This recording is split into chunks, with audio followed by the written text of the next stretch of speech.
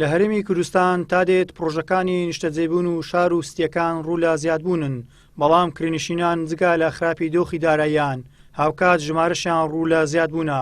ئەم هاوکێشەیەش پیشانی دەدات لە دروستکردنی پرۆژەکانی نیشتەجێبوون هاوکاریکردنی کرێنشینان و چینی کەم دەرامەتان ئامانج نییە و پرۆژە نوێیەکان تەنها باری سەرشانی ئەوانی گران کردووە.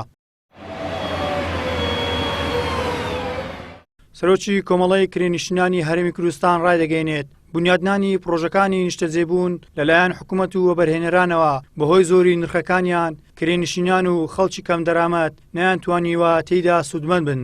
پێویستە لە کۆی پرۆژەکانی وەبەرهێنان ڕێژەیەکی دیاریکرا و تایبەت بکرێ بە کرێنشینان.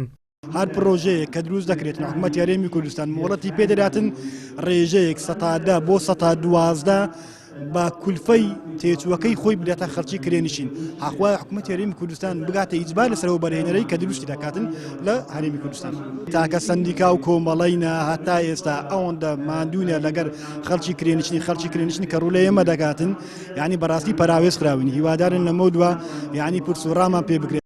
وەزیری شارەوانی هەرێمی کوردستانیش خۆشحاڵ نییە بە پرسیاری ڕۆژنامەنووسان لەبارەی پرۆژەکانی نیشتەجێبوون و سوود نەبینینی هاوڵاتیانی کەم دەرامەت و کرێنشینان بێ ئاگایی خۆی دەردەبڕێت. ئەوە دەمینێتەوە سەر ڕەئی شەخسی، ینی وا باشە پرسیارەکانتان پرسیاری زانستیبی کەسێک کە لە پێگەیەکی بڕیاردانە لە حکوومەتی هەرێمی کوردستان بۆ ئەوەی وەک خۆی بتوانی وەڵامتان داتەوە. ئەوە دەمینێتەوە سەر مەزەندەی کەسێک لەوانەیە پێی وابی باشە، کەسێکی تر پێی وابی باش نییە یاخود پێویست نییە. بۆیە من لەو پێگەیەوە ناتوانم وەڵامی ئەوە بدەمەوە کە ئایا ئەوە چارەسەری کردووە یاخود چارەسەری نەکردووە. ١٧٠ پرۆژەکانی وەبەرهێنان لە کوردستان پرۆژەی نیشتەجێبوونن، واتە ١٨٠ قسوورەکەی تر لە بواری بازرگانیە، لە بواری تەندروستیە، لە بواری پیشەسازیەوە، لەو بوارانان کە کۆمەلگەی کوردستان و شارەکانمان پێویستی پێیان هەیە. ئابووری ناسێکیش پێی وایە حکوومەت تاکو ئێستا میکانیزمێکی گونجاوی دانەناوە بۆ ئەوەی چینی کرێنشینان لە پرۆژەکان سوودمەند بن و ڕاشی دەگەێنێت لە هەرێمی کوردستان پێویستمان بە دامەزراوەیەک هەیە بۆ ئەوەی ڕوئیای حکوومەت بۆ بابەتی کرێنشینان دیار بێت و ڕوو لە چارەسەر بێت.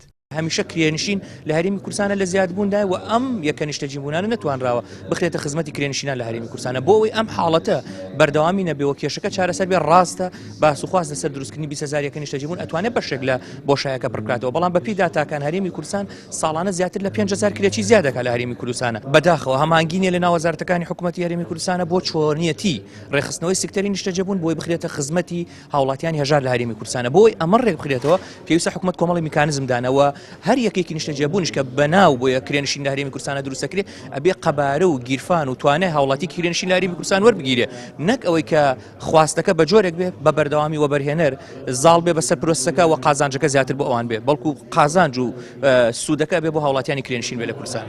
لە ساڵی 2016ەوە زیاتر لە 180 پرۆژەی نیشتەجێبوون دراون بە وەبەرهێنەرەکان کەچی تا دێت ڕێژەی کرێنشینان ڕوو لە زیادبوون دەکەن. بەپەی ئامارەکان ساڵانە 5,000 کرێنشین لە هەرێمی کوردستان زیاد دەبن.